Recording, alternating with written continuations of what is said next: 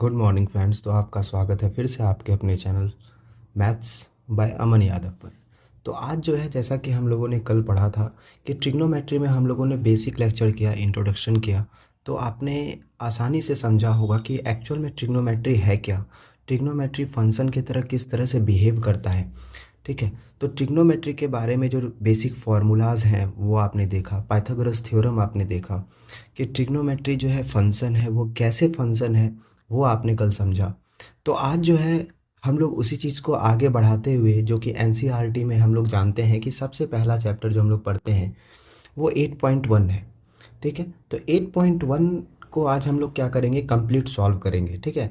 Each and every question हम लोग यहाँ पे क्या करने वाले हैं, आज सॉल्व करने वाले हैं। तो जैसा कि आप देख रहे हैं यहाँ पे ऊपर में जो है आपको इंग्लिश में क्वेश्चन दी हुई है और नीचे में जो है हिंदी में दी हुई है।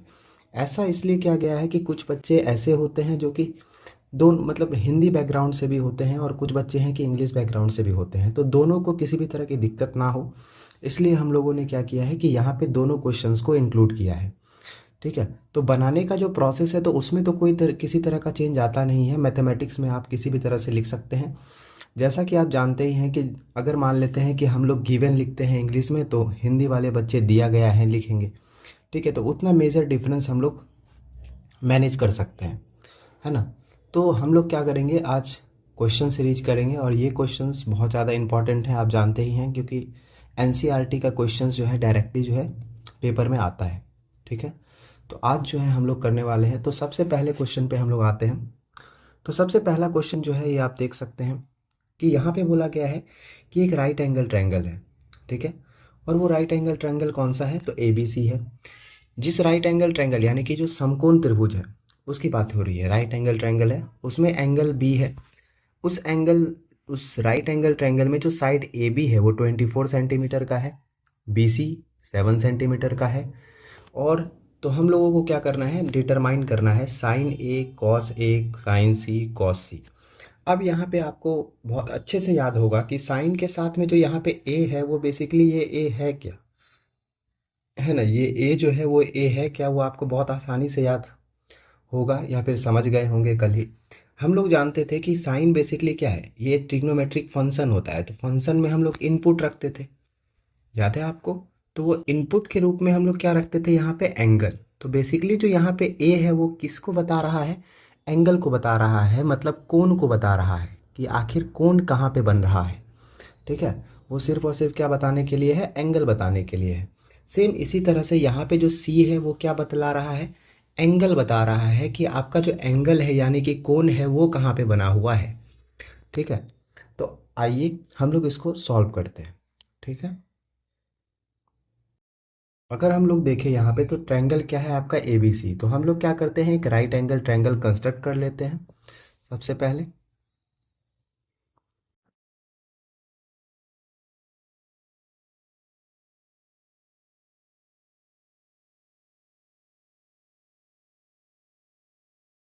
तो ये हम लोगों ने एक राइट एंगल ट्रायंगल कंस्ट्रक्ट कर लिया है। और हम लोग यहाँ पे देख रहे हैं कि जो नोटेशंस दी हुई हैं वो ए बी सी के रूप में दी हुई हैं, और यहाँ पे जो राइट एंगल बन रहा है आपका वो बी पे बन रहा है। कहाँ पे बन रहा है, बी पे बन रहा है। यानी कि जो 90 डिग्री बनेगा वो आपका कहाँ पे बनेगा, बी पे। तो ये बन गया आपका 90 डिग्री। बाकी ए और सी आप कहीं भी ले सकते हैं। ठीक है। तो सपोज मैं ए यहाँ पे ले लेता हूँ और सी यहाँ पे ले लेते हैं। ठीक है। तो सारा कुछ आपको दिख रहा होगा। अब यहाँ पे क्या है कि सपोज़ यहाँ पे दिया हुआ है कि ए बी का वैल्यू 24 सेंटीमीटर है। ठीक है। तो ए बी का वैल्यू 24 दिया गया है, तो हम लोग लिख देंगे वैल्यू ए बी का 24 सेंटीमीटर, बी सी का वैल्यू है 7 सेंटीमीटर। ठीक है।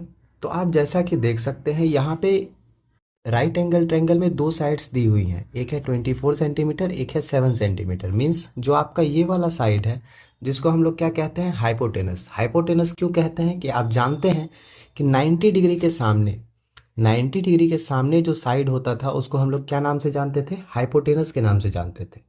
ठीक है। तो ये वाला साइड है हाइपोटेनस।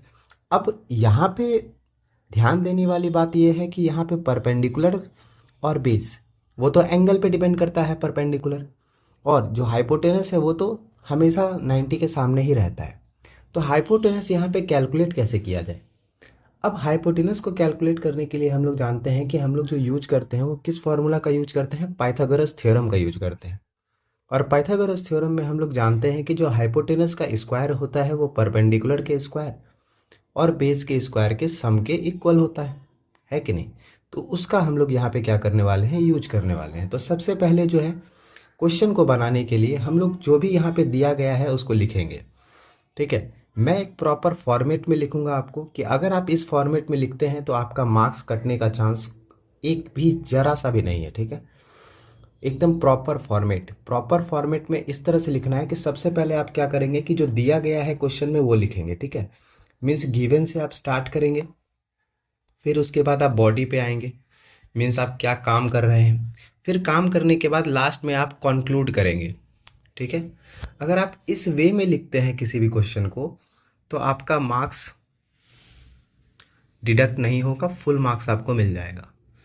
ठीक है, एक भी मार्क्स आपका क्या नहीं होने वाला है, डिडक्ट नहीं होने वाला है। तो ये बात की आप, इन चीज़ों की आप ध्यान रखेंगे, इन चीज़ों को, तो बहुत अच्छा रहेगा। ठीक है, इसको थोड़ा सा मैं साइड में कर दूंगा।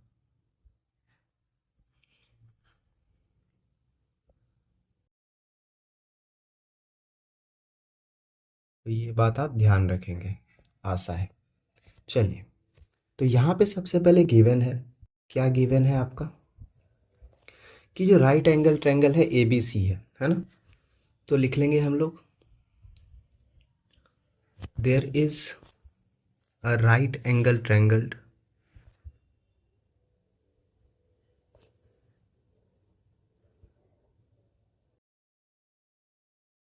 और राइट एंगल ट्रायंगल दिखाने के लिए ट्रायंगल के ऊपर आर अगर हम लोग लिख देते हैं तो राइट एंगल ट्रायंगल के लिए हो गया।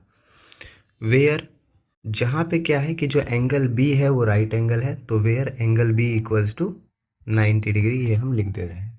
ठीक है, अब आगे और क्या चीज़ें दी हुई हैं, ए बी का वैल्यू दिया हुआ है and A B equals to 24 centimetre, B C equals to 7 centimetre and जो हमारा ए सी है ये हम लोगों को नहीं पता है ना। तो ए सी के लिए हम लोग यहाँ पे क्वेश्चन मार्क यूज कर लेंगे। तो अब हम लोग क्या करेंगे, सबसे पहले ये ए सी फाइंड करेंगे। ए सी अब हम लोग कैसे फाइंड कर सकते हैं, हम लोग पाइथागोरस थ्योरम का यूज करने वाले हैं। So now by Pythagoras theorem,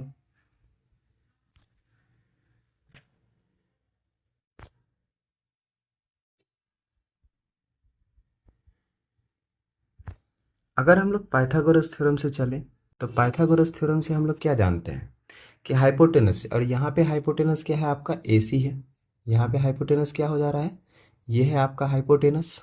ठीक है, ये हम लोग कुछ भी मान लेते हैं परपेंडिकुलर सपोज, और ये मेरा बेस है। तो क्या हो जाएगा पाइथागोरस थ्योरम से, ए सी का स्क्वायर इक्वल्स टू, एक सेकेंड, ए बी का स्क्वायर प्लस बी सी का स्क्वायर।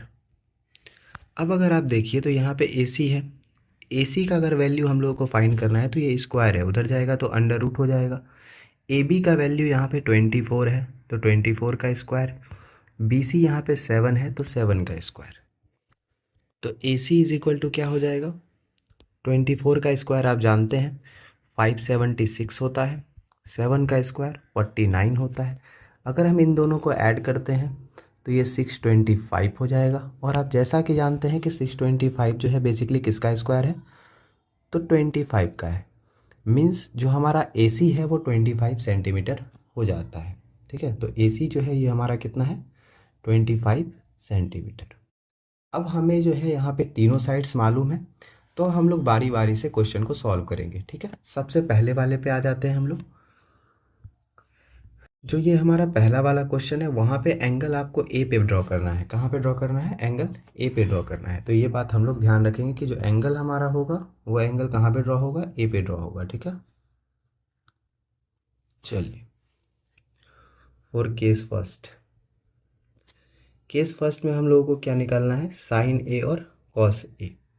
तो for sine A and cos A, इस तरह से हम लोग हेडिंग दे देते हैं तो पूरा क्लियर हो जाता है कि हम लोग किसके लिए काम करने वाले हैं और कौन सा क्वेश्चन सॉल्व करने जा रहे हैं। ठीक है, अब हम आ जाते हैं यहाँ पे। तो यहाँ आपको ध्यान रखना है कि यहाँ पे हम लोग क्या करेंगे, एक ट्रायंगल ड्रॉ करेंगे। ठीक है, ट्रायंगल क्यों ड्रॉ करना है? ट्रायंगल जब तक हम लोग ड्रॉ नहीं करेंगे तो तब तक हम लोगों को ये चीज़ पता नहीं चलेगा कि कौन सा एंगल कहाँ पे है और कौन सा साइड कहाँ पे लेना है। ठीक है, इसलिए ट्रायंगल को बनाना बहुत ज़्यादा यहाँ पे ज़रूरी है। ये है ए, ये है बी, ये है सी। ये हो गया आपका 90 डिग्री, है ना। ये है आपका 25 सेंटीमीटर, ये है 24 सेंटीमीटर और ये है आपका 7 सेंटीमीटर। अब गौर करने वाली बात यहाँ पे ये है कि यहाँ पे जो एंगल है वो कहाँ पे बनाना है आपको, ए पे। तो आप देखिए ए कहाँ है, ए तो यहाँ है, तो मीन्स एंगल यहाँ बनेगा। एंगल कहाँ बनेगा, यहाँ पे। तो हम लोग क्या करेंगे, एंगल यहाँ पे ड्रॉ करेंगे। तो अगर एंगल यहाँ पे ड्रॉ होगा तो आप जानते हैं कि जो एंगल के सामने होता है वो आपका क्या हो जाता है, परपेंडिकुलर हो जाता है।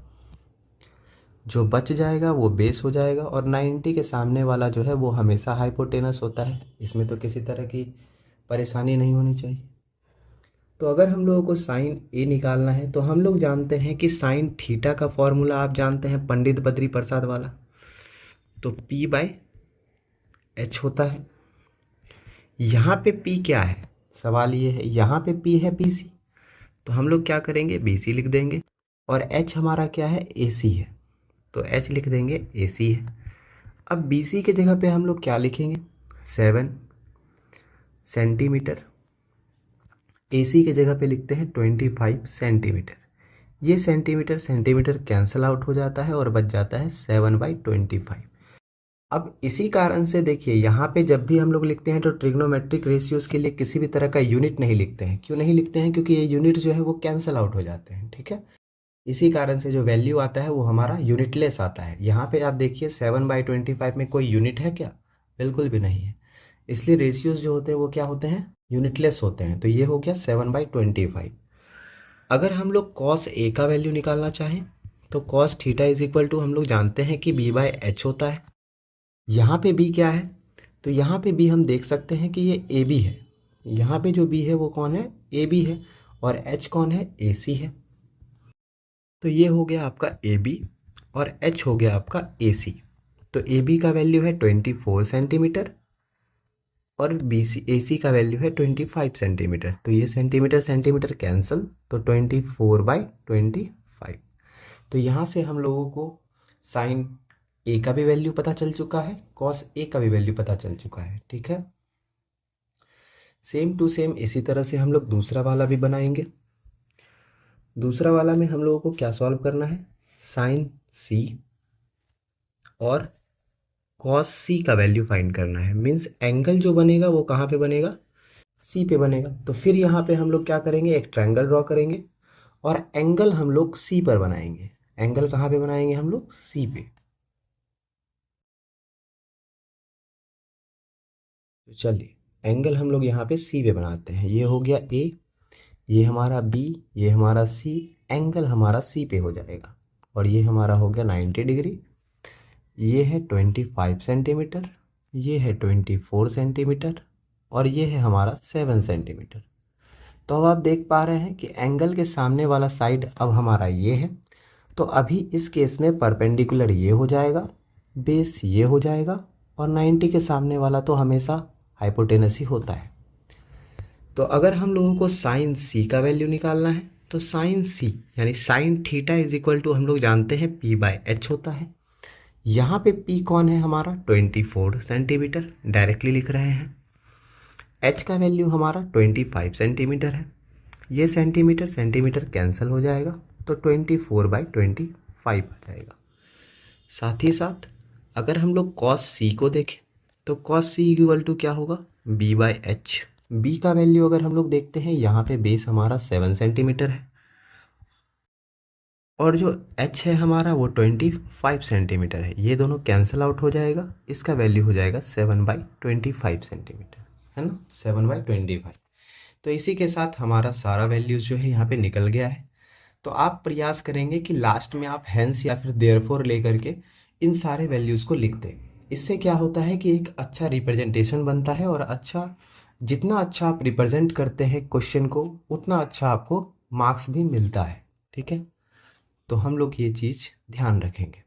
तो आशा है कि आपको फर्स्ट क्वेश्चन बहुत अच्छे से समझ आया होगा। ठीक है, तो चलिए अब हम लोग आगे बढ़ते हैं।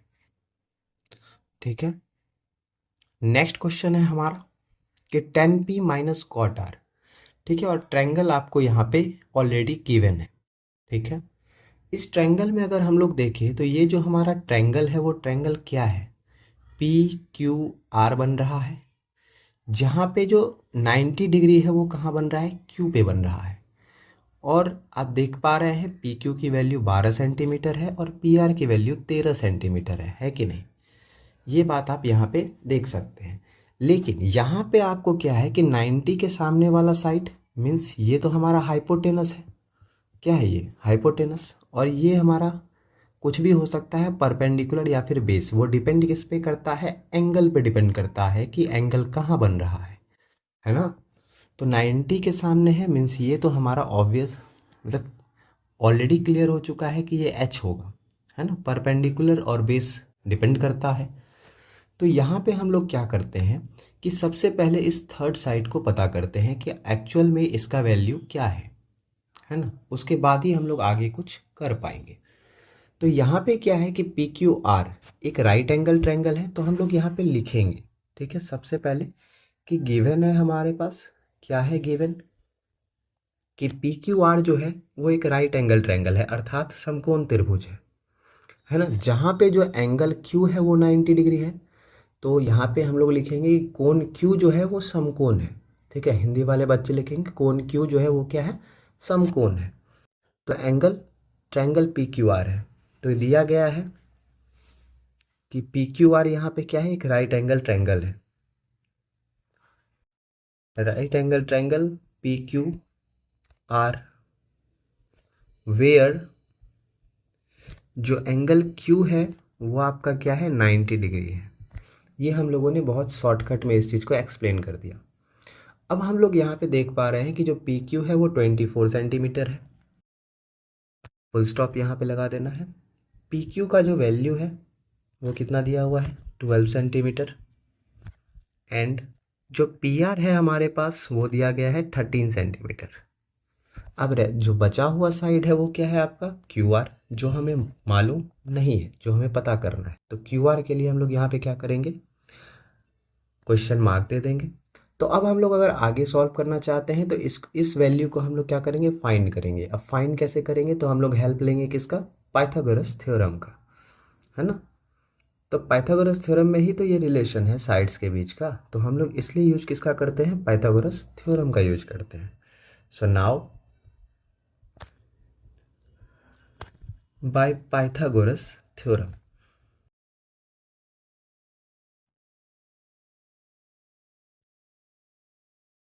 अगर हम लोग पाइथागोरस थ्योरम से चले तो हमारे पास क्या हो जाएगा, ये पी आर का स्क्वायर मीन्स हाइपोटेनस का स्क्वायर, हम लोग जानते हैं ना कि रेस्ट ऑफ द साइड्स के स्क्वायर के सम के इक्वल होता है। तो पी आर का square equals to P Q का स्क्वायर प्लस क्यू आर का स्क्वायर।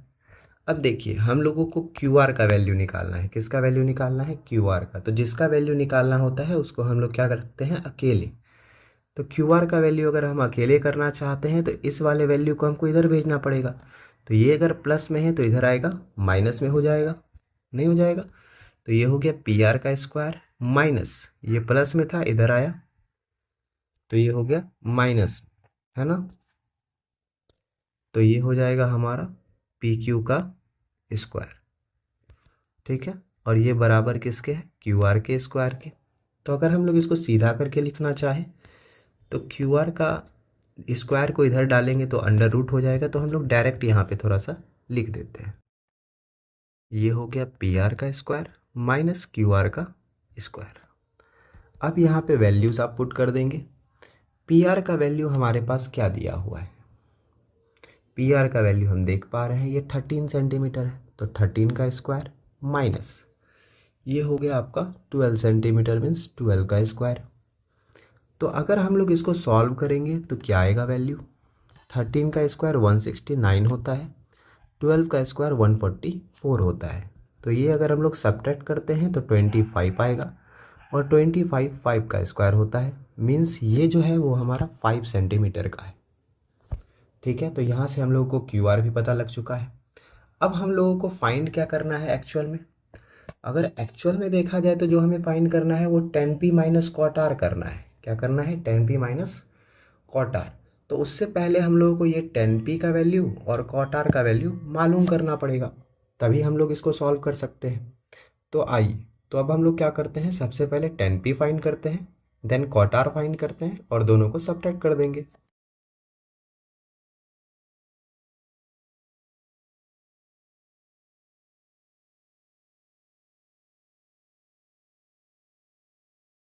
तो अब जब देखिए यहाँ पे बात हो रही है किसकी, 10p की। तो p के बारे में जब बात हो रहा है मीन्स एंगल कहाँ पे बन रहा है, p पे, और एक बार एंगल कहाँ पे बन रहा है, r पे। तो हम लोग क्या करते हैं, दो ट्रायंगल बना लेते हैं ताकि ये चीज़ क्लियर रहे कि एंगल कहाँ पे बन रहा है। ठीक है, तो एक ट्रायंगल हम लोग इधर बना लेते हैं, छोटा छोटा दो ट्रायंगल कंस्ट्रक्ट कर लेंगे, छोटा छोटा, ज़्यादा बड़ा नहीं करना है। और एक ट्रायंगल हम लोग इधर कंस्ट्रक्ट कर लेते हैं। ठीक है, ये हमारा P है, ये हमारा Q है, ये हमारा R है, ये भी P है, ये भी Q है, ये भी R है। ये 90 डिग्री बन रहा था। ये हम लोगों ने देखा है कि 12 सेंटीमीटर है, ये 13 सेंटीमीटर है, और ये 5 सेंटीमीटर है। ये यहाँ पे 12 सेंटीमीटर है, ये 13 सेंटीमीटर है, और ये होगा 5 सेंटीमीटर। अब यहाँ पे कंडीशंस क्या है कि एक बार एंगल हम लोगों को P पे बनाना है, फिर दूसरी बार एंगल हम लोगों को R पे बनाना है ना। तो जब P पे बनाएंगे तो इसके सामने वाला हमारा परपेंडिकुलर हो जाएगा और ये बेस हो जाएगा, और 90 के सामने वाला हमारा हाइपोटेनस हो जाएगा। और यहाँ पे 90 के सामने ये हमारा हाइपोटेनस है, इसके सामने ये हमारा परपेंडिकुलर हो गया, और ये बेस हो गया।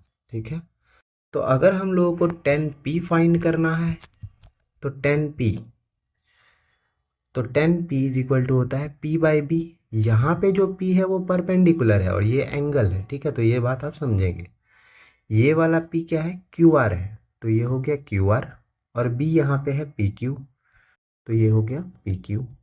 तो QR का वैल्यू आप देख सकते हैं कि 5 है, और PQ का वैल्यू 12 है। अब यहाँ पे हमने सेंटीमीटर क्यों नहीं लिखा, क्योंकि हम लोग जानते हैं कि सेंटीमीटर होगा तो ऑलरेडी कैंसिल ही होना है। ठीक है, तो ये हो गया हमारा 10p। और अगर हम यहाँ पे कॉट R निकालना चाहें तो कॉट R क्या हो जाएगा, ये जस्ट अब याद करिए, 10 क्या बोल रहा था, कौन, तीन तरह था ना, क्या बोला था, किसकी, कौन और सेक्सी, है ना। तो किसकी, कौन और सेक्सी, तो किसकी कौन बोला था, किसकी बोला था साइन, इसलिए उसकी वाइफ कौन थी, कॉसेक, कोस्की। उसके बाद हम लोग देखे थे 10 बोला कौन, कौन से याद रखे थे कॉट, और कॉस बोला था सेक्सी, तो वो अलग अलग चीज़ था, है ना। तो cot R is equal to क्या हो जाएगा formula, B by P, just इसका उल्टा। तो B हो गया हमारा क्या है, यहाँ पे B 5 है, और P हमारा क्या है, वो 12 है ना। तो हम लोगों को जो वैल्यू फाइंड करना, सॉरी फॉर ग्लिच, थोड़ा सा इशू हो गया था। अब हम लोग आगे चलते हैं। यहाँ पे हम लोग देख रहे हैं कि 10p इज इक्वल टू 5/12 हो गया है, cot R is equal to 5/12 हो गया है। तो हम लोगों को जो वैल्यू फाइंड करना है वो किसका फाइंड करना है, 10p माइनस कॉट आर। तो हम लोग 10p में से कॉट आर को क्या करेंगे, सब्ट्रैक्ट करेंगे। सो नाउ हम लोग क्या करने वाले हैं, 10p माइनस कॉट आर। अब आप देख सकते हैं कि 10p का वैल्यू 5/12 आया था, कॉट आर का भी वैल्यू 5/12 आया था। अब देखिए यहाँ पे भी सेम चीज़ है और यहाँ पे भी सेम चीज़ है। अब सेम चीज़ में से सेम चीज़ को घटाएंगे तो क्या आएगा, ज़ीरो। इसका मतलब 10p माइनस कॉट आर का जो वैल्यू है वो हमारे पास क्या आने वाला है, ज़ीरो आने वाला है। ठीक है, तो आई होप कि आप लोगों को जो लेक्चर्स है वो बहुत ज़्यादा पसंद आ रहे होंगे। ठीक है, तो अगर लेक्चर्स अच्छी लग रही है तो आप जानते हैं आपको क्या करना है, लाइक का बटन दबा देना है। साथ ही साथ अगर आप न्यू हैं हमारे चैनल पे तो एक बटन आपके लिए और है, सब्सक्राइब भी ज़रूर करें। और साथ ही साथ उस बगल में आपको घंटा दिख रहा होगा, है ना, घंटा का भी बटन आप लोग ज़रूर से ज़रूर दबा देंगे। ठीक है, घंटा दबा देने से क्या फ़ायदा है, जैसे हमारा वीडियो अपलोड होगा वैसे ही आपको फटाक से नोटिफिकेशन मिल जाएगा, है ना। तो अगर न्यू है तो सब्सक्राइब कर दीजिए प्लीज़, और अगर वीडियो अच्छी लग रही है तो लाइक। और कोई भी इशू होता है या फिर अगर आप चाहते हैं कि कोई पार्टिकुलर क्वेश्चंस आपको सॉल्व कराया जाए या फिर किसी भी प्रकार का आपको डाउट है, तो आप हमारे टेलीग्राम के साथ ज्वाइन हो सकते हैं।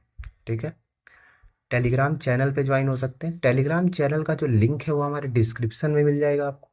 ठीक है, डिस्क्रिप्शन में जाके टेलीग्राम से ज्वाइन हो जाए। और टेलीग्राम बिल्कुल सेफ़ है। क्यों है सेफ़, क्योंकि यहाँ पे आपका नंबर विजिबल नहीं होता है। ठीक है, फ़ोन नंबर जो होता है वो विजिबल नहीं होता है। ठीक है, तो गर्ल्स के लिए भी एक तौर पे ये सेफ़ हो जाता है, इसलिए हम लोग टेलीग्राम को ही ज़्यादा प्रेफर करते हैं। ठीक है, तो ये आप ध्यान रखेंगे। अब हम लोग थर्ड क्वेश्चन पे आ जाते हैं। ठीक है, और ये वाला जो क्वेश्चन है, इस टाइप का क्वेश्चन मैंने आप लोगों को कल भी करवाया था। ठीक है, बहुत ही आसान है और बहुत इजी वे में ये बन भी जाता है। ठीक है, तो आइए अब हम लोग इसको सॉल्व करते हैं। यहाँ पे देखिए, यहाँ पे सिर्फ कॉसे और टेन के लिए बोला गया है, लेकिन ज़रूरी नहीं है कि कॉसे और टेन ही दिया जाए, इससे ज़्यादा भी आपको दिया जा सकता है। ठीक है, देखिए जहाँ पे क्वेश्चन में आपको बोल दिया जाता है कि ट्रायंगल है, वहाँ पे ट्रायंगल बनाना कंपलसरी है। लेकिन जहाँ पे आपको ट्रायंगल के बारे में कुछ नहीं बताया जाए या फिर ट्रायंगल की चर्चा क्वेश्चन में ना हो, तो आप अगर ट्रायंगल नहीं भी बनाते हैं तो उससे किसी भी प्रकार का आपका नुकसान नहीं है, आपका मार्क्स कहीं से भी डिडक्ट नहीं होगा। ठीक है, तो यहाँ पे हम लोग यहाँ पे स्टार्ट करेंगे डायरेक्टली इस क्वेश्चन को। सबसे पहले हम लोग देख सकते हैं कि यहाँ पे साइन ए का जो वैल्यू है वो क्या दिया हुआ है, 3/4 दिया हुआ है। ठीक है, तो गिवन है हमारे पास कि sine A is equal to दिया हुआ है आप लोगों को 3/4 दिया हुआ है। आप जानते हैं कि जो साइन थीटा होता है वो p/h के इक्वल होता है ना। तो मीन्स अगर हम लोग कंपेयर करें तो p के जगह पे यहाँ पे 3 दिखता है और h के जगह पे यहाँ पे 4 दिखता है। मीन्स तो डैट इज़ यहाँ पे अगर हम लोग माने तो हम लोग क्या बोल सकते हैं कि p का वैल्यू 3 है यहाँ पे और h का वैल्यू 4 है। और आप जानते हैं कि राइट एंगल ट्रायंगल में 3 साइड्स होंगी, परपेंडिकुलर भी होगा, बेस भी होगा, हाइपोटेनस भी होगा। तो परपेंडिकुलर और हाइपोटेनस तो हमको नज़र आ रहा है पर बेस नज़र नहीं आ रहा है। तो बेस को हम लोग क्या करेंगे, पता करेंगे कि एक्चुअल में बेस है क्या। और बेस हम लोग कैसे पता कर सकते हैं, हम लोगों को यूज करना पड़ेगा पाइथागोरस थ्योरम का। और हम लोगों ने कल पढ़ा था कि b is equal to formula था √b² प्लस b²। ये हम लोगों ने कल पढ़ा है। अगर आपने नहीं देखा है फर्स्ट वीडियो तो आप ज़रूर देख लें, मैं डिस्क्रिप्शन में लिंक दे दूंगा। ठीक है, चलिए तो हम लोग b का वैल्यू यहाँ से फाइंड करते हैं। So now as we know that, जैसा कि हम लोग जानते हैं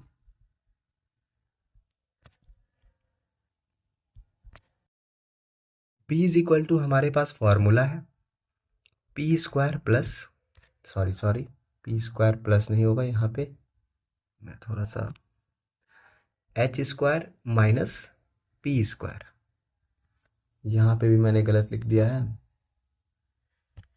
तो ये हो जाएगा h² माइनस p², है ना। तो यहाँ पे b इज इक्वल टू क्या हो जाएगा फॉर्मूला √, h के जगह पे हम लोग लिखेंगे 4, तो 4 का स्क्वायर, और p के जगह पे हो गया ये 3 का स्क्वायर। तो ये हो गया 4 का स्क्वायर यानी कि 16, 3 का स्क्वायर मीन्स 9, है ना। अब 16 में से अगर 9 सब्ट्रैक्ट होगा तो आप जानते हैं कि ये √7 के इक्वल होगा। ठीक है, तो यहाँ से हम लोगों को b भी पता लग चुका है। तो अब हम लोगों को cos A और tan A मालूम करना है। सो cos A इक्वल्स टू, आप जानते हैं cos थीटा का फॉर्मूला b/h होता है। b इज इक्वल टू √7 हम लोगों को दिख रहा है और h इज इक्वल टू क्या दिख रहा है, 4 दिख रहा है ना। और tan A अगर हम लोगों को निकालना है तो tan theta is equal to, आप जानते हैं कि ये p/b के इक्वल होता है। p का वैल्यू हमारा 3 है और b का वैल्यू यहाँ पे क्या है, √7 है। ठीक है, तो ये हम लोग थोड़ा सा यहाँ पे क्या करेंगे, ध्यान रखेंगे। ठीक है, इसी के साथ हमारा ये वाला क्वेश्चन भी सॉल्व हो गया है।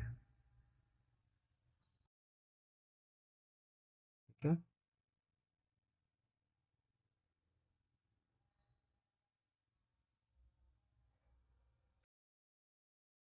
यहाँ पे आप चाहें तो यहाँ पे रैशनलाइज भी कर सकते हैं। ठीक है, इस वाले में रैशनलाइज करके भी देख सकते हैं। ठीक है, चलिए, ये हो गया, बन गया है हमारा। आगे हम लोग बनाते हैं क्वेश्चन। अब जो हमारा नेक्स्ट क्वेश्चन है वो यहाँ पे कॉट ए को लेकर है। ठीक है, तो यहाँ पे मैं चाहूँगा कि इस क्वेश्चन का आंसर आप खुद करें। ठीक है, मैं आपको हिंट दूंगा यहाँ पे पूरा, और मैं आपसे चाहूँगा कि आप कमेंट में जो है इसका आंसर ज़रूर लिखें। आप बना लें और उसका आंसर जो है आप कमेंट में लिखें। ठीक है, या फिर हमारा टेलीग्राम जब आप ज्वाइन करेंगे तो वहाँ पे भी आप सॉल्व करके जो है पोस्ट कर सकते हैं अपने आंसर को।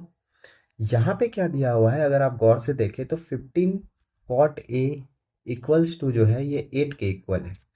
यहाँ पे कुछ भी आपको ध्यान नहीं रखना है, यहाँ पे एक ही चीज़ आपको ध्यान रखना है कि देखिए, मैं कम्युनल नहीं हूँ, बट मैं बस आपको मैथमेटिक्स आपको अच्छे से समझ में आ जाए, रिलेट कर जाए, इसलिए मैं इस ढंग से अभी कुछ बोलूँगा। आपको थोड़ा सा ध्यान रखना है। दो डिफरेंट जो दो डिफरेंट कास्ट होते हैं, बेसिकली अभी के ज़माने में अगर देखा जाए, पुराने ज़माने में दो डिफरेंट कास्ट के बीच क्या होती है, लड़ाइयाँ होती हैं, है ना। लड़ाइयाँ होती है, लड़ाई का सिंबल कैसा होता है, क्रॉस के जैसा, है ना। क्रॉस के जैसा मीन्स ये है क्या, मल्टीप्लाई है, यानी कि गुना है ना। ये है क्या, मल्टीप्लाई है, मीन्स गुना है। तो यहाँ पे अगर देखिए तो ये 50 नंबर है आपका, क्या है, नंबर है। और कॉट ए जो है ये ट्रिग्नोमेट्रिक रेशियो है। तो दो डिफरेंट डिफरेंट चीज है, तो दोनों के बीच में क्या होगा आपका, दो अलग अलग जात है तो गुना होगा। ठीक है, अब यहाँ पे मल्टीप्लाई है, तो ये जो 15 मल्टीप्लाई में है तो उधर जाएगा तो किस में होता है, आप जानते हैं कि अगर मल्टीप्लाई में रहेगा तो वो दूसरे साइड जाने पे डिवाइड में बदल जाता है। प्लस रहता है तो माइनस में चेंज होता है, माइनस रहता है तो प्लस में चेंज होता है, और डिवाइड रहता है तो इनटू में चेंज हो जाता है, ये हम लोग जानते हैं। तो अगर कॉट ए को हम लोग देखें तो कॉट इज इक्वल टू क्या लिख सकते हैं, 8/15। और अब जानते हैं अब इसको कैसे सॉल्व करना है, सेम एज ऊपर वाला ही क्वेश्चन है। अब यहाँ पे क्या कर सकता है, थोड़ा थोड़ा क्वेश्चन को आपको ट्विस्ट कर सकता था। ऊपर वाले क्वेश्चन में भी क्या किया जा सकता है, ट्विस्ट किया जा सकता है, और इसको जो है sin3/4 लिख के नहीं, कुछ इस तरह से क्वेश्चन लिख दिया जाए कि sine A is equal to 0.75। तो कुछ देर के लिए जिन बच्चों को ये चीज़ समझ नहीं आया तो वो तो हर क्या होता है, टेंशन में आ जाते हैं तुरंत, और टेंशन में आने के बाद क्वेश्चन छोड़ के आ जाते हैं, जबकि बहुत आसान क्वेश्चन है। यहाँ पे हम लोग 0.75 देख रहे हैं ना, अगर पॉइंट हम लोग उड़ाते हैं तो आप जानते हैं कि 1 आता है, और जितना डिजिट बाद में उतना जीरो। और 25 से हम लोग जानते हैं कि तो कट जाना है, 25 3 जा और 25 4 जा, तो ये तो 3/4 आ जाएगा। ठीक है, तो ये इस तरह से क्वेश्चन को वो क्या करता है, घुमाता है कभी कभी। यहाँ पे हालांकि 8 इधर दिया है, कभी इसको ही इधर लेके चले जाएगा आपका। इस क्वेश्चन को ऐसा भी बना के लिखा जा सकता था, 15/8 cot A is equal to 1। अब थोड़ी देर के लिए जिनको समझ नहीं आए तो वो तो पता लग गया क्या कि उनसे तो बन के रह गया, है ना। तो ये क्वेश्चन आपसे आसानी से सॉल्व हो जाएगा। अगर नहीं होता है तो आप कमेंट में लिख दीजिए, मैं आपको इसके लिए डिफरेंट वीडियोस के थ्रू इसको मैं सॉल्व करके आपको अपलोड कर दूंगा। सेम क्वेश्चन यहाँ पे हमारा सेक थीटा के लिए भी है। ठीक है, इसके लिए भी मैं थोड़ी सी आपको हिंट दूंगा, और इसका भी आंसर आप जरूर पोस्ट करेंगे। Sec theta is equal to 13/12 है। आप जानते हैं सेक थीटा का फॉर्मूला h/b होता है ना, क्योंकि ये सेक है, और सेक्सी कौन बोला था, कॉस बोला था। कौन बोला था, कॉस। तो कॉस का ये अपोजिट होता है, तो कॉस का b/h होता है, तो इसका क्या हो जाएगा, h/b हो जाएगा। तो h का वैल्यू 13 है, b का वैल्यू 12 है। ठीक है, तो यहाँ पे हम लोग देख सकते हैं कि h का वैल्यू हम लोगों को मिल गया, b का भी वैल्यू मिल गया है, तो p का वैल्यू हम लोग फाइंड करेंगे। और देन यहाँ पे क्या बोला गया है कि all other trigonometric ratios find करना है। आपको क्या फाइंड करना है, ऑल अदर ट्रिग्नोमेट्रिक रेशियोज। तो जैसा कि हम लोग जानते हैं ट्रिग्नोमेट्रिक रेशियोज 6 हैं। कौन कौन से हैं, साइन है, कॉस है, tan है, cot है, sec है और cosec है। ये टोटल 6 हैं। यहाँ पे से हम लोगों को sec तो दिया हुआ है ही, तो बच गए ये 5। तो इन 5 का आपको वैल्यू फाइंड करना है। तो आशा है कि आपको ऊपर वाला अगर साइन वाला समझ में आ गया है तो आप आसानी से इसको सॉल्व कर लेंगे। ठीक है, अब सवाल आ जाता है क्वेश्चन नंबर 6, जो कि बहुत ही अच्छा सवाल है। इसको समझने के लिए हम लोगों को एक चीज़ समझना पड़ेगा। जब तक हम लोग उस चीज़ को नहीं समझेंगे हम लोग इसको टैकल नहीं कर सकते। एक प्रॉपर्टी है ट्रायंगल का, ये आप नोट करके यहाँ पे लिख लेंगे। ट्रायंगल में एक प्रॉपर्टी होता है, अरे क्या हो गया ये,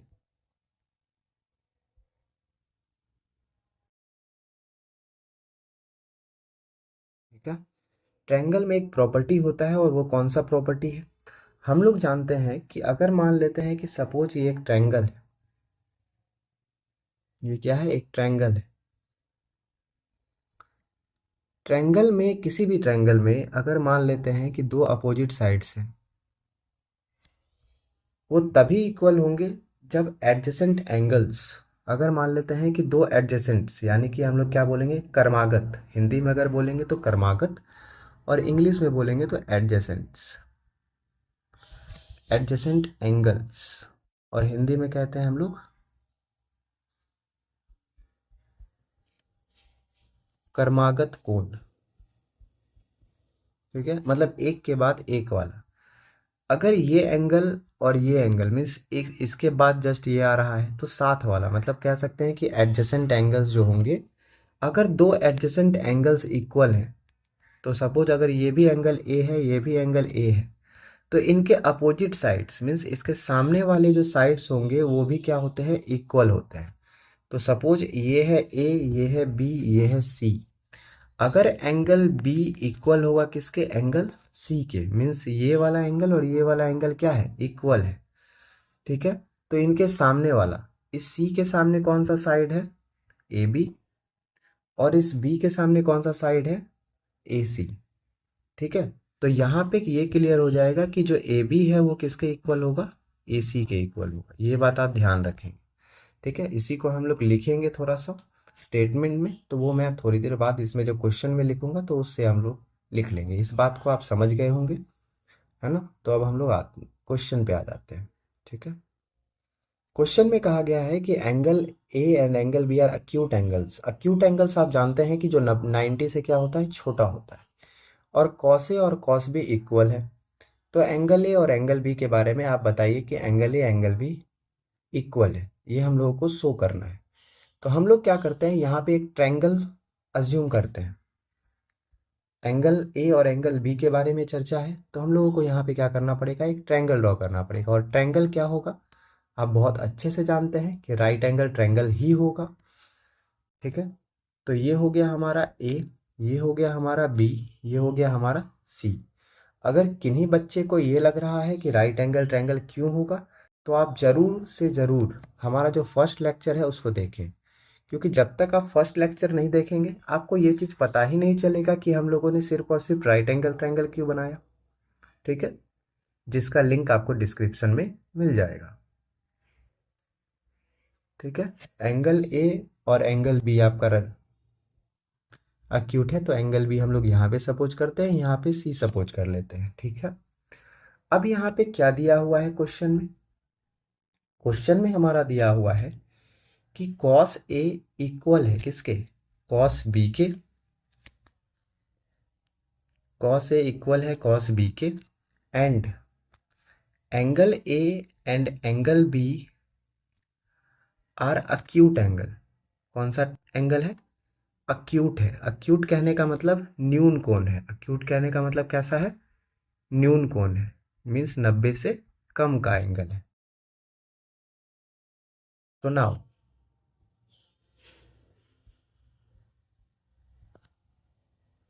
अब हम लोग देखते हैं, अगर यहाँ पे कॉस ए इक्वल है किसके, कॉस बी के, तो अगर हम लोग यहाँ से कॉस ए का वैल्यू निकालना चाहें, ठीक है, तो हम लोग क्या करते हैं, बारी बारी से पहले कॉस ए और कॉस बी निकाल लेते हैं और तब इक्वल करते हैं। नहीं तो अगर आप कंफ्यूज हो गए तो फिर तो पता है दिक्कत हो जाती है। तो हम लोग क्या करते हैं, पहले कॉस ए निकाल लेते हैं। तो एंगल हम लोग कहाँ पे ड्रॉ कर लेंगे, ए पे। तो एंगल के सामने वाला जो होता है वो परपेंडिकुलर हो गया, ये हो गया बेस, और 90 के सामने वाला हाइपोटेनस।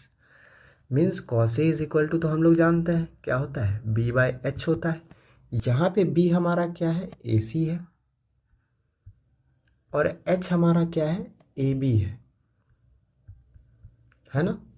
और अगर वही रहता कि अगर हम लोगों को कॉस बी निकालना रहता तो फॉर्मूला तो बी बाय एच होता, बट यहाँ पे हम लोगों का क्या है कि कुछ चीज़ें चेंज हो जाती। कैसे चेंज हो जाती, तो अगर हम लोग यहाँ पे ट्रायंगल ड्रॉ कर लेते हैं, ये है ए, ये है बी, ये है सी, और एंगल यहाँ पे ड्रॉ होता, तो इसके सामने वाला हमारा पी हो जाता, ये हमारा बी हो जाता, और ये हमारा एच हो जाता। तो इस केस में जो हमारा बी होता वो बी सी हो जाता, और जो ए सी है वो तो हमारा एच हमेशा रहेगा, ये ए बी। ठीक है, तो ये हम लोगों को कॉस ए और कॉस बी का वैल्यू यहाँ से मिल गया। सिंस हमारे पास है क्या कि कॉस ए और कॉस बी इक्वल है, सिंस हमारे पास ये ऑलरेडी दिया हुआ है कि कॉस ए और कॉस बी का जो वैल्यू है वो इक्वल है, तो कॉस ए का वैल्यू कितना है, ए सी बाई ए बी है, और कॉस बी का value B C by A B है ना।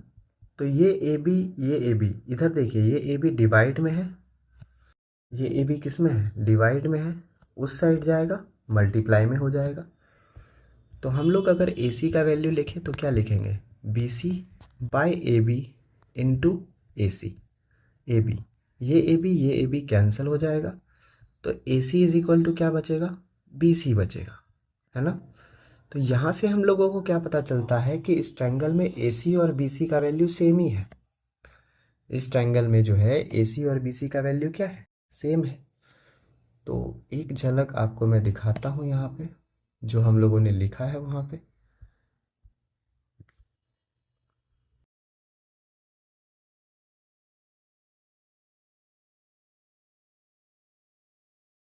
अभी हम लोगों ने जस्ट थ्योरम किया, मतलब थ्योरम नहीं, वो एक स्टेटमेंट है, प्रॉपर्टीज़ है, वो हम लोग नाइन्थ में उसको प्रूव भी करते हैं। ये है ए, ये है बी, ये है सी, सॉरी सॉरी, ये यहाँ पे बी है, ये हमारा सी है, ये हमारा बी है। यहाँ पे हम लोग को क्या दिख रहा है कि जो ए सी है और जो बी सी है वो दोनों इक्वल है। दो यहाँ पे क्या है, एडजेसेंट साइड्स इक्वल हैं, तो इनके जो अपोजिट एंगल्स होंगे वो भी क्या होंगे, इक्वल होंगे। तो मीन्स इसके सामने वाला एंगल और इसके सामने वाला एंगल ये भी क्या होगा, इक्वल हो जाएगा। तो यहाँ पे लिखेंगे हम लोग, since as we know that,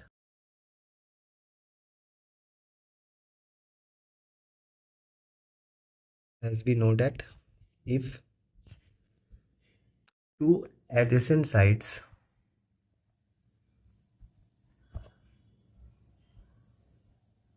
of the triangle is equal, then their opposite sides, then their opposite sides नहीं angle, then their opposite angle must be equal। तो इसके जो एंगल्स होंगे वो भी क्या होंगे, इक्वल होंगे। तो यहाँ पे ए सी, यहाँ पे B C, means angle A equal हो गया किसके, एंगल बी के, जो कि हम लोगों को शो करना था। तो यही है हमारा इसका प्रूफ। ठीक है, ये आप ध्यान रखेंगे। अब हम लोग आगे बढ़ जाते हैं इन क्वेश्चंस को सॉल्व करने पे। ठीक है, यहाँ पे अगर हम लोग देखें तो कॉट थीटा का वैल्यू दिया हुआ है, बाकी हम लोगों को फाइंड करना है ना। चलिए, तो सबसे पहले गिवन है हमारे पास कि जो कॉट थीटा है वो कितना है, 7/8 है ना। और कॉट थीटा आप जानते हैं क्या फॉर्मूला होता है, b/p होता है। तो यहाँ पे जो b का वैल्यू है वो हमारा क्या हो गया, 7, p का वैल्यू हमारा 8 हो गया। और हम लोग जानते हैं कि राइट एंगल ट्रायंगल में 3 साइड है, पी, बी और एच, तो एच हमारा बचा है, तो एच हम लोग यहाँ पे क्या करेंगे, फाइंड करेंगे। So H is equal to, हम लोग जानते हैं क्या फॉर्मूला होती है, root under P square plus B square होता है। तो हम लोग यहाँ से एच फाइंड कर लेंगे। तो एच इज इक्वल टू क्या हो जाएगा, एच इज इक्वल टू हो गया P square plus B square. P का वैल्यू यहाँ पे कितना है, 8 है, तो 8 का स्क्वायर, और यहाँ पे ये हो गया 7 का स्क्वायर। 8 का स्क्वायर कितना होता है, आप सभी जानते हैं 64 होता है। 7 का स्क्वायर 49 होता है। और अगर हम इन दोनों को ऐड करेंगे तो ये आएगा 113 मीन्स 113। तो यहाँ पे एच का भी वैल्यू मिल चुका है हम लोगों को। अब देखिए हमें जो है ज़रूरत किसकी है, अगर हम अपनी ज़रूरत देखें तो हमें साइन थीटा की ज़रूरत है पड़ेगी और कॉस थीटा की ज़रूरत पड़ने वाली है इस चीज़ को सॉल्व करने के लिए, है ना। तो साइन और कॉस का ज़रूरत पड़ेगा, तो हम लोग क्या करते हैं, साइन और कॉस को यहाँ पे सॉल्व वैल्यू जो है फाइंड कर लेते हैं पहले ही, ठीक है। तो साइन और कॉस का वैल्यू हम लोग फाइंड करते हैं। थोड़ा सा कलर, चलिए। So now sine theta is equal to क्या फॉर्मूला होता है बच्चों, पी बाय एच होता है ना। पी का वैल्यू हमारा 8 है, एच का वैल्यू हम लोगों ने अभी जस्ट फाइंड किया 113 हो जाएगा, है ना। और cos theta is equal to हम लोग क्या जानते हैं, बी बाय एच होता है। बी का वैल्यू हमारा 7 है, एच का वैल्यू हमारा रूट अंडर 113 है। तो हमारा यहाँ पे साइन थीटा भी मिल चुका है, कॉस थीटा भी मिल चुका है। तो आइए हम लोग पहला वाला क्वेश्चन जो है सॉल्व करते हैं, ठीक है। सो फॉर फर्स्ट,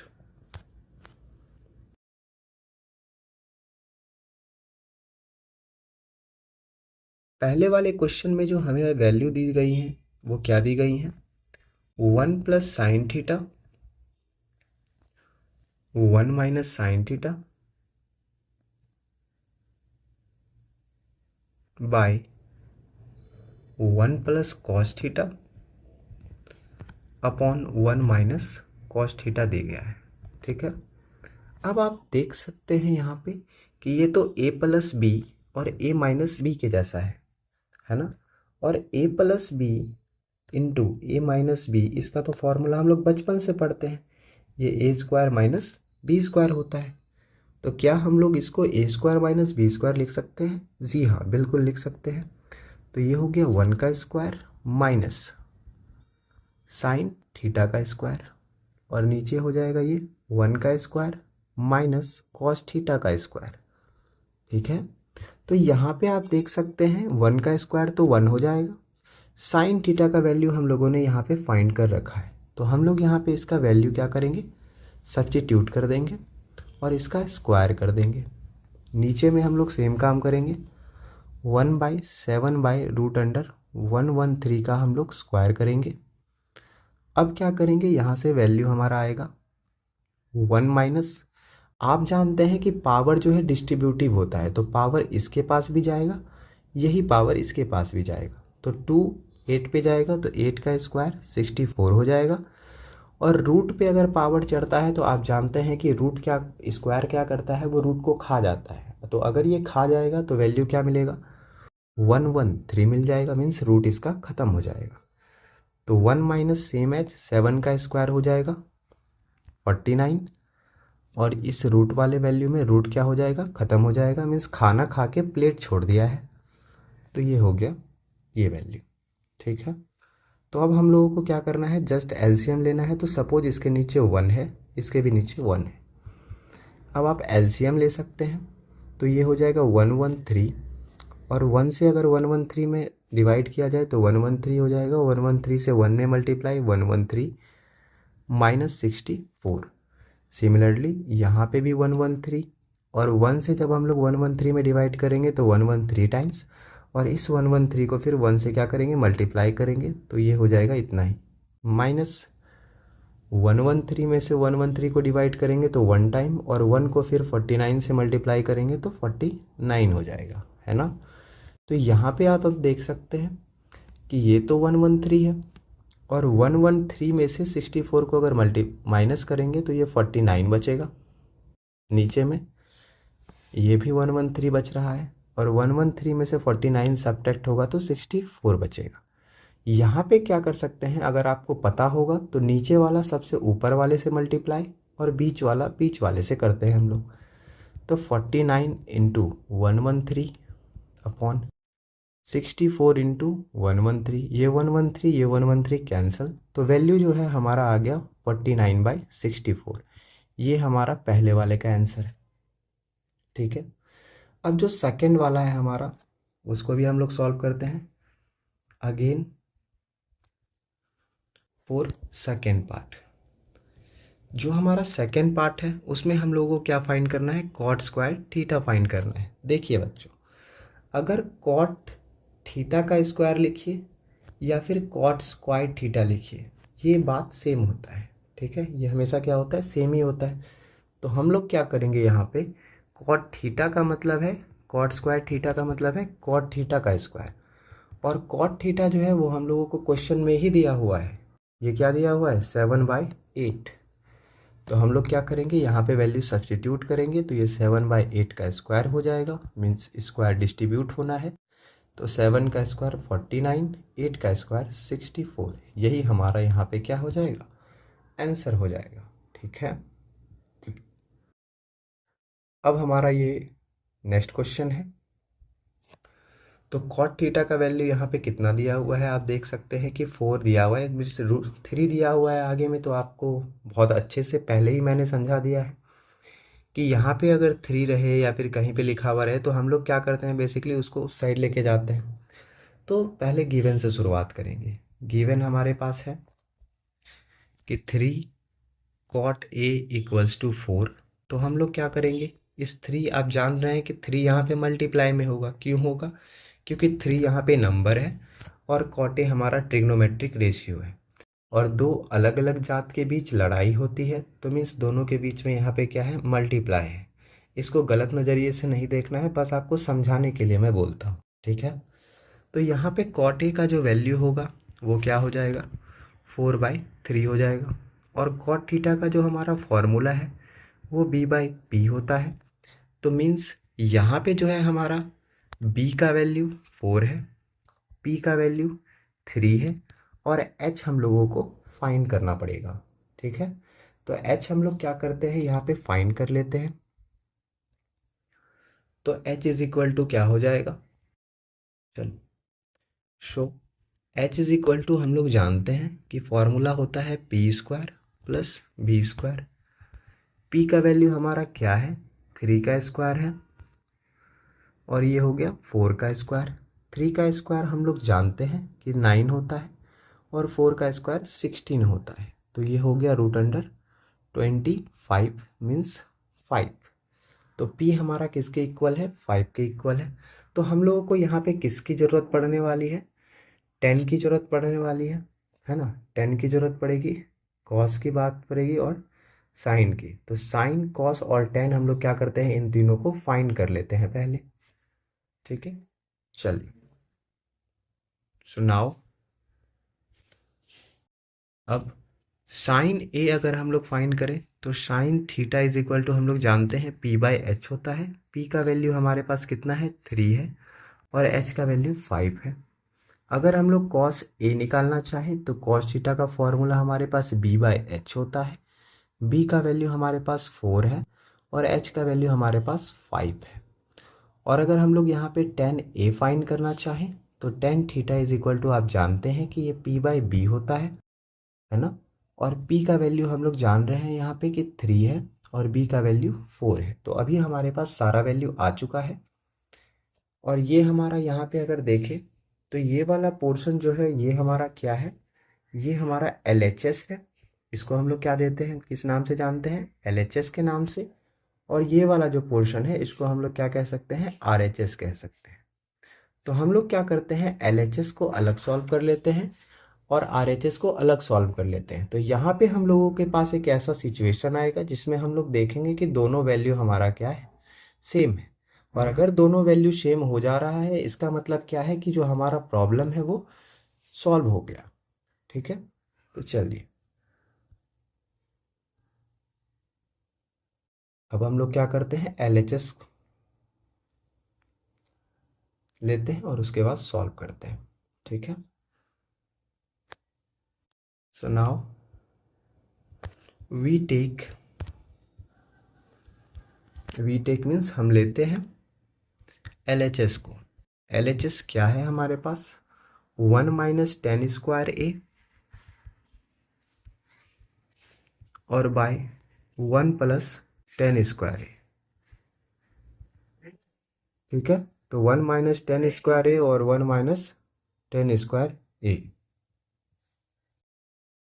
ठीक है, तो चलिए यहाँ पे क्या है, 1 - 10² A बाई 1 + 10² A है ना। तो ये हो गया 1 - 10 का वैल्यू आप देख पा रहे हैं 3/4 है, मीन्स 3/4 का ये क्या हो जाएगा, होल स्क्वायर हो जाएगा। और नीचे में 1 + 3/4 का यहाँ पे क्या हो जाएगा, होल स्क्वायर हो जाएगा। अगर हम लोग इसको सॉल्व करें तो ये हो गया 1 माइनस, ये पावर तो डिस्ट्रीब्यूट हो जाना है, तो 3 का स्क्वायर हो गया 9 हमारा, और 4 का स्क्वायर हो गया 16। ये 1 + 3 का स्क्वायर हो गया हमारा 9, 4 का स्क्वायर हो गया 16। अगेन हम लोग एलसीएम लेंगे, तो यहाँ पे हो गया 1, इसके नीचे भी 1, तो 1 और 16 का अगर एलसीएम लिया जाए तो ये होगा 16, और 1 से 16 में डिवाइड करेंगे तो 16 टाइम्स, और 16 को 1 से मल्टीप्लाई करेंगे तो 16 माइनस 16, 16 कट गया, 1 बचा, 1 को 9 से मल्टीप्लाई करेंगे 9 ही आता है। फिर यहाँ पे 16 आएगा एलसीएम, फिर 16 + 9। ठीक है, तो अब हमारे पास क्या क्या चीज़ें बच गई हैं। 16 में से अगर हम लोग 9 को सब्ट्रैक्ट करते हैं तो आप जानते हैं कि ये क्या आएगा, 7 आएगा। और नीचे क्या आएगा, तो नीचे भी सेम चीज़ होने वाला है, 16 है, और 16 + 9 यानी कि 25 है। अब आप जानते हैं नीचे वाला सबसे ऊपर वाले से मल्टीप्लाई होता है, बीच वाला बीच वाले से। तो ये हो गया 7 × 16 अपॉन 16 × 25, और ये मल्टीप्लाई में है तो हम लोग इसको कट कर सकते हैं, तो ये हो गया 7/25। मीन्स जो इसका हमारा वैल्यू आया है वो कितना आया है, 7/25 आया है। ठीक है, अब हम लोग RHS लेंगे और उसको सॉल्व करेंगे। Again we take RHS। हमारा जो RHS है वो क्या है, cos² A minus sin² A। यहाँ पे थीटा है क्या, नहीं है, A ही है। ठीक है, तो cos² A minus sin² A। अगर हम लोग cos A का वैल्यू देखें तो ये हमारा 4/5 है, और साइन का वैल्यू 3/5 है। तो चलिए पुट करते हैं एक एक से, एक एक बारी से। 4/5 का स्क्वायर हो गया, और ये हो गया बारी बारी से प्रूफ करने के बाद, मतलब वैल्यूज़ पुट करने के बाद हमारे पास वैल्यूज़ मिलेंगे कुछ। ये यहाँ पे 4 का स्क्वायर 16 हो गया, 5 का स्क्वायर 25 हो गया, माइनस 3 का स्क्वायर 9, 5 का स्क्वायर 25। अगर आप एलसीएम लेंगे तो आप देख सकते हैं 25 है, तो हमारा एलसीएम 25 ही हो जाना है। तो 25 कैंसिल हो जाएगा, ये हो गया 16 है ना, -9, तो ये हमारा 7/25 ही आ रहा है। और अगर आप देखें तो ये दोनों वैल्यू हमारा क्या है, सेम है ना। इसको मान लेते हैं हम लोग 1, इसको मान लेते हैं हम लोग 2। तो फ्रॉम 1 एंड 2 जो हमारा LHS है वो RHS के क्या हो गया है, इक्वल हो गया है। LHS इक्वल्स टू RHS, और LHS हमारा क्या था, 1 - 10² A upon 1 + 10² A is equals to cos² A minus sin² A, है ना। तो ये हम लोगों को प्रूफ करना था, और ये हम लोगों ने प्रूफ कर लिया है। ठीक है, तो चलिए अब आगे हमारा 9th नंबर क्वेश्चन है, और उसके बाद जो है हमारा 10th क्वेश्चन है। ठीक है, तो 10 वाला क्वेश्चन और 9 वाला क्वेश्चन हम लोग कर लेते हैं। ये वीडियो थोड़ा सा लंबा है, ठीक है, क्योंकि एक ही वीडियो में हमने पूरा 8.1 कंप्लीट कर रखा है, तो 1 घंटे में आपका पूरा ये कंप्लीट हो जाएगा। ठीक है, अब हम लोग यहाँ पे आ जाते हैं इस सवाल में। तो ये जो हमारा क्वेश्चन है, यहाँ पे tan a का वैल्यू आपको 1/√3 दिया हुआ है और फाइंड करने बोलता है value sin a cos c, cos a sin c, उसके बाद cos a cos c और sin a sin c का वैल्यू है ना। तो आइए हम लोग इसको प्रूव करते हैं। सबसे पहले यहाँ पे देखिए कि ट्रायंगल के बारे में बात की गई है, तो हम लोग क्या करेंगे, ट्रायंगल को यहाँ पे कंस्ट्रक्ट करेंगे। ठीक है, तो ट्रायंगल हम लोग यहाँ पे क्या करते हैं, कंस्ट्रक्ट कर लेते हैं।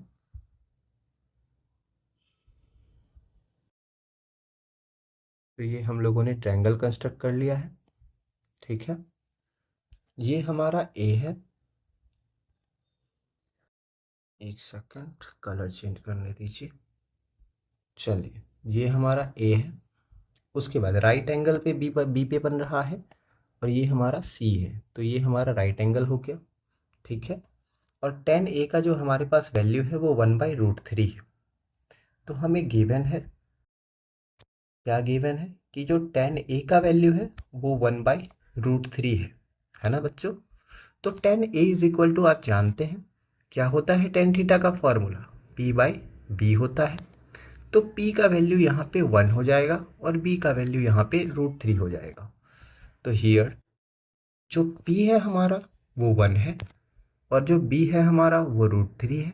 अब बच गया क्या, h। तो h हम लोग क्या करेंगे, फाइंड करेंगे। सो h इज इक्वल टू, आप बहुत अच्छे से जानते हैं क्या होता है फॉर्मूला, अभी तक में तो याद हो जाना चाहिए था, p² + b², है ना। तो यहाँ पे हम लोग जान रहे हैं कि p का वैल्यू क्या है, 1 है, तो ये 1 का स्क्वायर हो जाएगा और b यहाँ पे क्या है, √3 है, तो ये √3 का स्क्वायर हो गया। तो 1 का स्क्वायर 1 हो गया, √3 का स्क्वायर 3 हो गया, मीन्स √4। और इसको हम लोग क्या लिख सकते हैं, 2 लिख सकते हैं, है या नहीं। तो h का वैल्यू हम लोगों को पता चल गया, यहाँ पे क्या है, 2 है। अब हमें ज़रूरत किन चीज़ों की है, तो हमें साइन ए भी फाइंड करना पड़ेगा, है ना। क्या फाइंड करना पड़ेगा, साइन ए फाइंड करना पड़ेगा, कॉस सी फाइंड करना पड़ेगा, कॉस ए फाइंड करना पड़ेगा, साइन सी फाइंड करना पड़ेगा। इसका मतलब क्या है कि एक बार एंगल हमें ए पे मानना पड़ेगा, दूसरी बार एंगल हमें सी पे मानना पड़ेगा। ठीक है, तो ये बात आप यहाँ पे क्या करेंगे, ध्यान रखेंगे। ठीक है, तो एक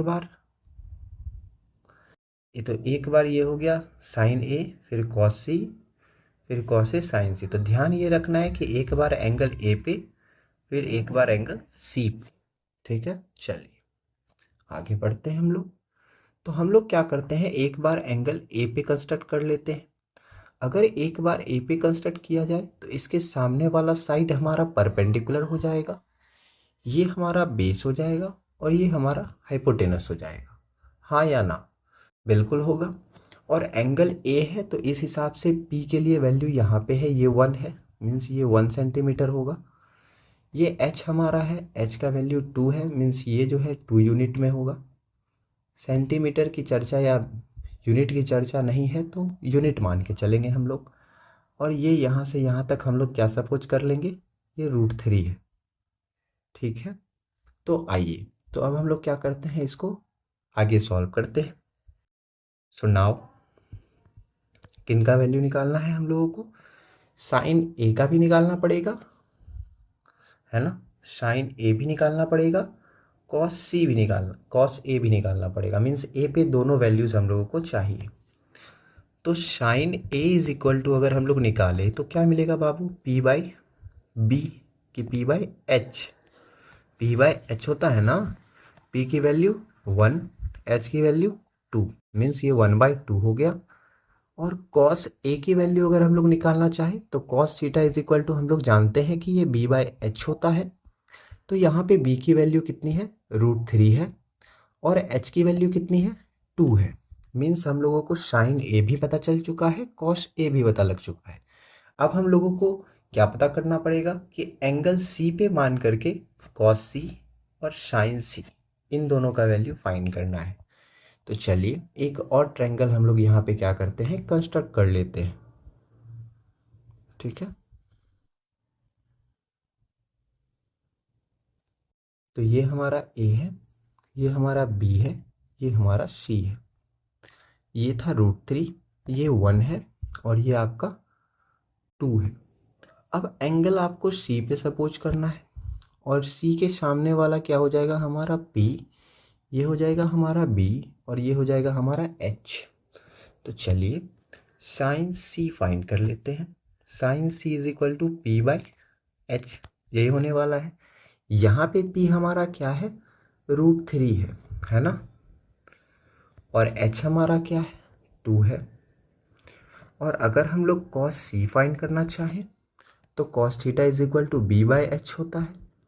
आप बी देख सकते हैं क्या है, 1, और एच क्या है आपका, 2 है। मीन्स सारी वैल्यूज हम लोगों को पता चल चुकी हैं। तो अब हम लोग क्वेश्चंस पे आ जाते हैं, है ना। पहला वाला क्वेश्चन क्या कह रहा है, शो फॉर फर्स्ट। पहला वाला क्वेश्चन है sine A into cos C plus cos A into sine C, है ना। तो यहाँ पे हम लोग क्या करेंगे, वैल्यूज पुट करेंगे। साइन ए का वैल्यू हमारे पास क्या है, 1/2। कॉस सी का वैल्यू भी क्या है, 1/2। कॉस ए का वैल्यू क्या है, √3/2। और साइन सी का वैल्यू भी क्या है, √3/2 ही है कि नहीं है। अब कितने बार कई बच्चों का मैंने देखा है कि वो ये क्रॉस क्रॉस मल्टीप्लाई करते हैं, है ना। क्रॉस क्रॉस मीन्स इसको इसके साथ, इसको इसके साथ, ऐसा मल्टीप्लाई नहीं होता है बच्चों। मल्टीप्लाई कैसे होता है, ऊपर वाले को हम लोग ऊपर वाले के साथ करते हैं और नीचे वाले को नीचे वाले के साथ। यहाँ पे भी ऊपर वाले को ऊपर वाले के साथ, नीचे वाले को नीचे वाले के साथ, ठीक है।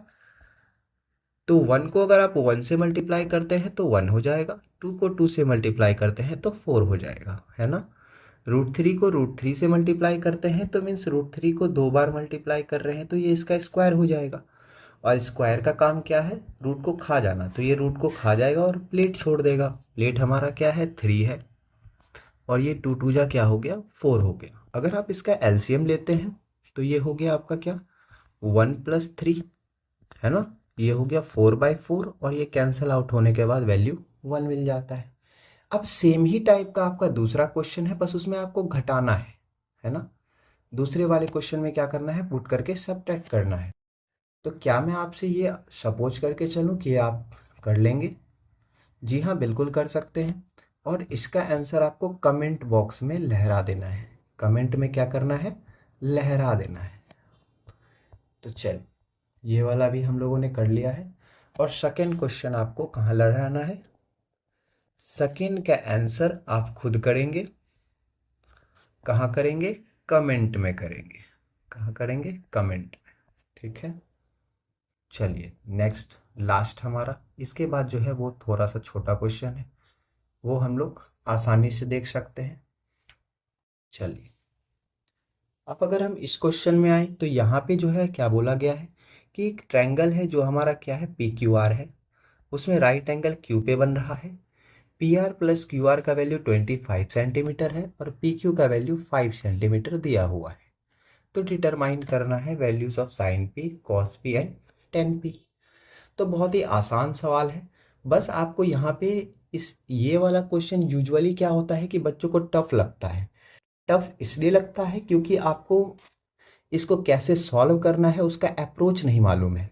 अप्रोच यहाँ पे ये है कि अगर मान लीजिए कि अगर एक साइड आपका हाइपोटेनस है, ये हमारा हाइपोटेनस बन जाएगा, और हाइपोटेनस के साथ कोई दूसरा साइड है परपेंडिकुलर या फिर बेस, ठीक है। तो इस सिचुएशन में ये क्वेश्चन बहुत इजी हो जाता है, ठीक है। लेकिन हो सके तो मैं आपको 2 टाइप के और क्वेश्चंस करवा दूंगा ऐसे, जिसमें क्या है कि ये थोड़ा सा यूनिक वे में बनेगा वो वाला क्वेश्चन, ठीक है। एक तो सेम टू सेम बन जाएगा और एक थोड़ा सा यूनिक वे में बनेगा, तो वो हम लोग करेंगे सॉल्व, ठीक है। तो यूजुअली अभी हम लोग एनसीईआरटी पे फोकस्ड हैं तो हम लोग एनसीईआरटी को बस कर लेते हैं, ठीक है। चलिए, तो यहाँ पे जो हमारा सवाल है वो सवाल किसको लेकर है, एक राइट एंगल ट्रायंगल है PQR, है ना। चलिए, तो ये हमारा P हो गया, ये हमारा Q हो गया और ये हमारा R हो गया, जिसमें जो राइट एंगल है वो कहाँ बन रहा है, हमारा Q पे बन रहा है। तो राइट एंगल बन गया Q पे, ठीक है। अब अगर आप गौर से देखें तो यहाँ पे बोला गया है कि P से लेके R और QR इन दोनों का सम जो है ये 25 सेंटीमीटर है ना बच्चों। और जो PQ है वो 5 सेंटीमीटर है। तो बस यहाँ पे की यही है इस क्वेश्चन को सॉल्व करने का कि जिसका वैल्यू आपको अकेले में दिया हुआ है, जिसका वैल्यू आपको अकेले में दिया हुआ है, हम लोग उस वैल्यू को लेकर के सॉल्व करेंगे तो हमारा क्वेश्चन आसानी से बन जाएगा। ठीक है, तो हम लोग यहाँ पे पी क्यू के वैल्यू को लेकर के ही सॉल्व करेंगे। ठीक है, तो देखिए हम लोग किस तरह से इसको अप्रोच करते हैं। यहाँ पे क्वेश्चन में क्या दिया हुआ है कि जो ट्रायंगल है पी क्यू आर है, तो हम लोग कंसीडर करते हैं गिवन। यहाँ पे ये हमारा राइट एंगल ट्रायंगल है P Q R, where angle Q जो है वो हमारा राइट एंगल है, तो हम लोग शॉर्ट में 90 डिग्री यहाँ पे लिख देते हैं। और क्या दिया हुआ है हम लोगों को, P R plus Q are दिया हुआ है। कितना दिया हुआ है, 25 सेंटीमीटर दिया हुआ है। और पी क्यू का वैल्यू जो है ये कितना दिया हुआ है, 5 सेंटीमीटर दिया हुआ है। तो हम लोगों को फाइंड करना है साइन पी, कॉस पी और टेन पी। तो चलिए यहाँ पे अगर हम लोग देखते हैं तो हमें वैल्यू किसका मालूम है,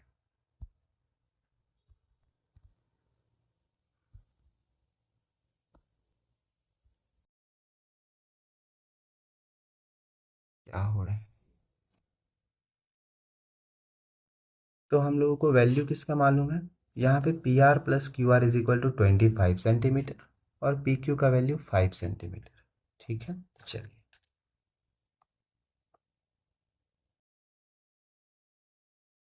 तो अगर हम लोग पी क्यू के लिए फॉर्मूला यूज़ करें पाइथागोरस थ्योरम, तो पाइथागोरस से ही हम लोग आगे बढ़ेंगे क्योंकि साइड्स के बीच का रिलेशन हम लोगों को पाइथागोरस थ्योरम में ही मिलता है। Show by Pythagoras theorem.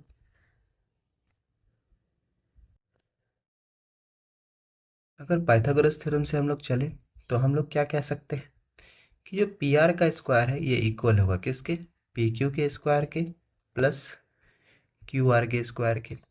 अब यहाँ पे सवाल है कि हमारे पास वैल्यू किसका था, पी क्यू का। तो जिसका वैल्यू आपको अकेले में पता रहेगा बस आप उसी के लिए काम करेंगे। तो पी क्यू का वैल्यू हम लोग यहाँ पे क्या करेंगे, फाइंड करेंगे। ठीक है, तो यहाँ पे अगर पी क्यू का वैल्यू फाइंड करना चाहते हैं तो ये क्यू आर ये प्लस में है, इस साइड आएगा तो माइनस में हो जाएगा। तो एक स्टेप मैं यहाँ से जंप करने वाला था पर मैं नहीं करूँगा, कहीं आप लोगों को दिक्कत हो गई तो पी आर का स्क्वायर माइनस क्यू आर का स्क्वायर इज इक्वल टू हो जाएगा हमारा पी क्यू का स्क्वायर। ठीक है, अब यहाँ पे वैल्यूज चलेगा। देखिए यहाँ पे ये ए स्क्वायर माइनस बी स्क्वायर है, तो हम लोग इसको क्या कह सकते हैं, आप जानते हैं कि ए स्क्वायर माइनस बी स्क्वायर का फॉर्मूला क्या होता है, ए प्लस बी ए माइनस बी होता है। तो मीन्स ए स्क्वायर है ना प्लस यहाँ पे क्या हो जाएगा आपका, तो ये ए प्लस बी ए माइनस बी में चलेगा, तो ये ए प्लस बी हो गया और ये ए माइनस बी हो गया, है ना, is equal to P Q. P Q का वैल्यू आप लोग जान रहे हैं 5 है, तो मीन्स 5 का स्क्वायर हो गया। तो P R plus Q are ये भी कितना है, 25 है। और ये हो गया P R minus Q R is equal to 25। अब यहाँ से अगर हम लोग P R minus Q R का वैल्यू फाइंड करना चाहे तो क्या लिख सकते हैं, ये हो गया 25, ये मल्टीप्लाई में इधर आ जाएगा डिवाइड में, तो 25 कट के वैल्यू आ गया 1। तो means P R minus Q R का जो वैल्यू है यहाँ पे क्या मिल गया है, 1 मिल गया है। तो इसको सपोज कर लेंगे हम लोग 1, इसको सपोज कर लेंगे 2। ठीक है, तो यहाँ से हम लोगों को पी आर और क्यू आर जो है सेपरेट होके मिल जाएगा। ठीक है, तो जस्ट हम लोगों को 1 और 2 को क्या करना है, ऐड करना है। ठीक है, सो नाउ एडिंग 1 एंड 2। अब ऐड करना है तो आप देख सकते हैं ये हो गया P R plus Q are. हम लोग क्या करते हैं, एल एच एस को एल एच एस में ऐड करते हैं, आर एच एस को आर एच एस में ऐड करते हैं। ठीक है, इससे क्या होता है, क्वेश्चन गलत होने का चांस बहुत कम हो जाता है। ठीक, P R plus Q R का वैल्यू 25 है और इसका वैल्यू 1 आया है। ये हमारा क्यू आर देखिए, P R plus Q R plus P R minus Q R equals to कितना हो गया 26। ये क्यू आर प्लस में है, ये क्यू आर माइनस में था, तो ये दोनों तो कैंसिल हो गया। तो अब देखिए पी आर कितना, P R 2 P R is equals to 26। तो अगर हम लोग यहाँ से पी आर फाइंड करें तो क्या मिलेगा, 26/2 कट के क्या मिल गया 13। ठीक है, तो मीन्स पी आर का जो वैल्यू है वो मिल गया 13 सेंटीमीटर, है ना। अब यही वैल्यू अगर हम लोग 1 में या फिर 2 में पुट करें तो यहाँ से हम लोग को क्यू आर का वैल्यू पता लग जाएगा। तो पुट करते हैं हम लोग, पुट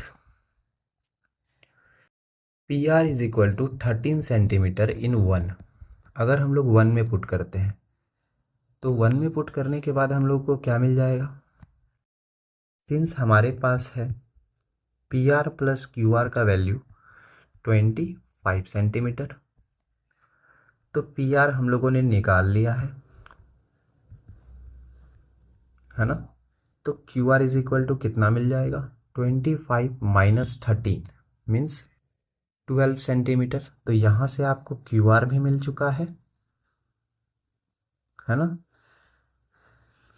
यहाँ से हम लोगों को क्यू आर भी मिल चुका है और पी आर भी मिल चुका है। ठीक है, तो सारी चीज़ें हम लोगों को पता चल चुकी हैं।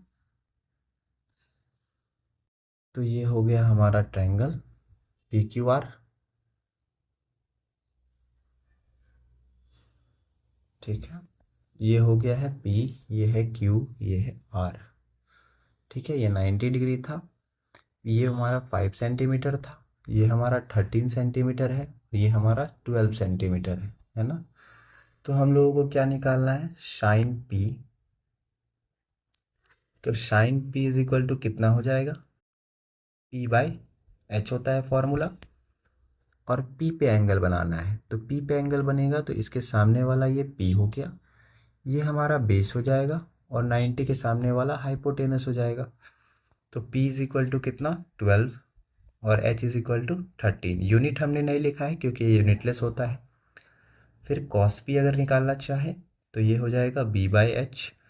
ये हमारा B क्या है 5 है और H क्या है 13 है। और अगर हम लोग 10P निकालना चाहें तो 10P is equal to P/B है।